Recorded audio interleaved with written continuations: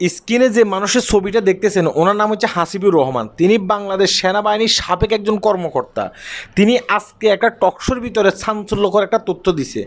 অর্থাৎ তিনি একজন সাবেক কর্মকর্তা, তিনি এখন বিভিন্ন গণমাধ্যমে, তারপরে দেখা গেছে টিভি মিডিয়াতেও তিনি কিন্তু টকশো করেন।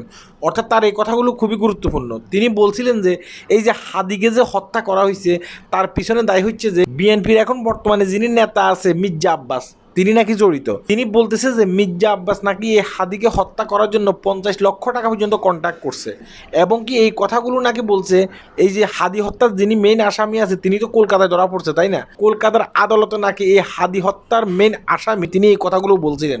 আজকে সোশ্যাল মিডিয়াতে এই কথাগুলো খুবই ভাইরাল।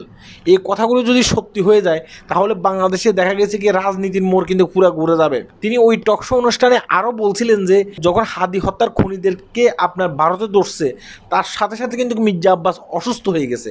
অসুস্থ হয়ে যাবার পরে তাকে কিন্তু হসপিটালে নিয়ে গেছে। অর্থাৎ কিন্তু সে চিকিৎসাধীন অবস্থায় আছে এখন সিঙ্গাপুরে। জানি না আগামীতে কী হয়। হয়তো বা দেখা গেছে কি মির্জা আব্বাসের বিরুদ্ধে এগুলো ষড়যন্ত্র চলতেছে, আর নয়তো বা দেখা গেছে কি সাবেক এই সেনা সদস্য সত্য কথা বলতেছে।